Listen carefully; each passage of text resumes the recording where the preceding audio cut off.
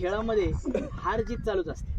असे बरेचसे संघ आहेत की आता आपण जर IPL चा विचार केला तर विराट कोहलीला आणखीन यश मिळालेलं नाही. 16 ते 17 सीझन झालेले, परंतु 16 ते 17 सीझन झालेले म्हणजे विराट कोहली हा खचून गेलेला अशातला भाग आहे का?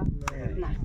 तशाच प्रकारे आपल्या गावामध्ये सुद्धा दरवर्षीप्रमाणे याही वर्षी सीझन 6 आहे. एखादी टीम अशी असेल की त्यांना आजपर्यंत विजय मिळाला असेल, पण त्यांनी सुद्धा खचायचं नाही. कोणी बी असो, एखादी टीम असेल त्याला विजय मिळाला नाहीये, तर त्याने आपलं सातत्य टिकून ठेवायला पाहिजे. जसं की आपण बघतो की पाण्याचा थेंब आहे, तो थेंबाने थेंब पडतो आणि जो कठीण दगड आहे त्या दगडावरती पडून त्या दगडाला चीर निर्माण करतो.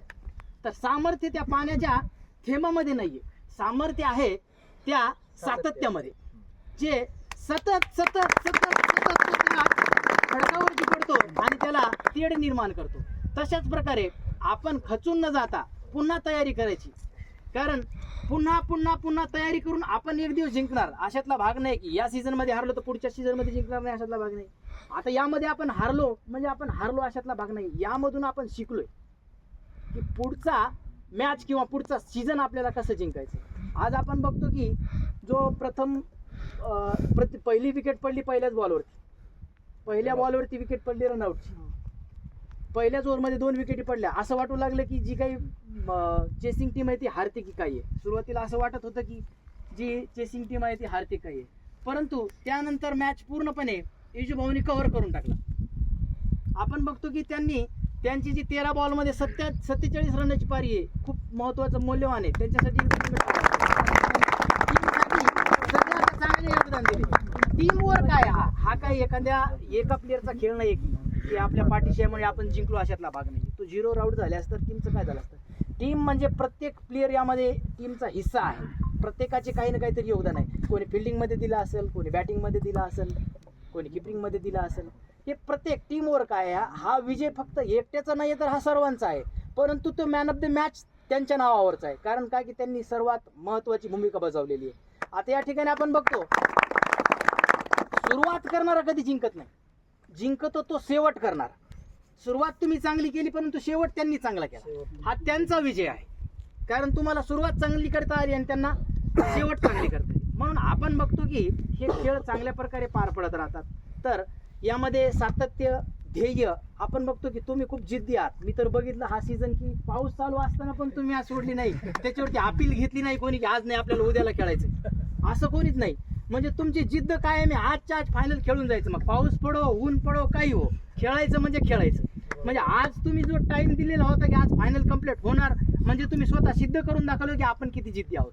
जर आपण असेच जिद्दी राहिलो तर खेळ कोणताही असो, प्रत्येक कोणी ना कोणीतरी प्रत्येक खेळामध्ये आपण बघतो बरेचसे खेळ. आपण मागच्या वर्षी कबड्डीचे मॅचेस ठेवले होते, यावर्षी क्रिकेट ठेवला आहे, पुढच्या वर्षी व्हॉलीबॉल वगैरे जी बी काही आवड असेल. आपण बघतो की प्रत्येक खेळामध्ये प्रत्येक प्लेयर्स आहे की त्याच्यामध्ये काहीतरी गुण असतं की तो त्या खेळामधून दाखवतो.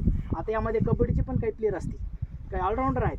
ऑलराऊंडर कबड्डी, फुटबॉल सगळे. आपण क्रिकेटही खेळतो, कबड्डी खेळतो, प्रत्येक खेळ खेळत असतो. खेळ खेळायला पाहिजे, कारण खेळ हे आपल्या शरीरासाठी सुद्धा चांगलं. कारण असं तर आपण व्यायाम करत नाही. व्यायाम करतो का आपण? व्यायाम आपण करायला पाहिजे परंतु आपण करत नाही. पण खेळामधून आपला भरपूर असा व्यायाम होतो. आपलं शरीर चांगलं राहू शकतो, सुदृढ राहू शकतो. आणि खेळामधून फक्त खेळ हा खेळण्यासाठीच नाहीये, तर आपण बघतो की खेळामधून बरेचसे प्लेयर असे घडलेले आहेत, आपणही घडू शकतो. जेणेकरून की आपण बघतो रनिंग मध्ये हुसेन बोल्टचा रेकॉर्ड आहे, 100 मीटर तो 9 सेकंदामध्ये पळतो. ऑलिम्पिक मध्ये त्याचा 9 सेकंदाचा रेकॉर्ड आहे.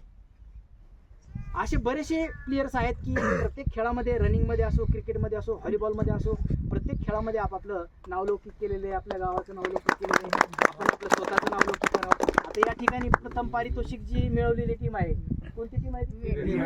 विवेक फायटर्स. आता विवेक फायटर्स जिंकली आणि द्वितीय पारितोषिक अविनाश फायटर. आता विवेक फायटर ही चांगल्या प्रकारे खेळली आणि ही थोडी कमी पडली. म्हणजे या ठिकाणी या टीमला खेळता आला अशातला भाग नाहीये. या ठिकाणी जो द्वितीय पारितोषिक मिळवणारी टीम आहे याचा पडला तो सराव कमी पडला. आता यांनी चांगल्या प्रकारे सराव केला होता, यांना विजय मिळाला. आता यांचा सराव कमी पडला. आता यांनी जर परत सराव करून जर यांना खेळण्याची तयारी दाखवली तर यांनीही विजय मिळवला असता. आता यामध्ये आपण बघतो की खेळामध्ये आपण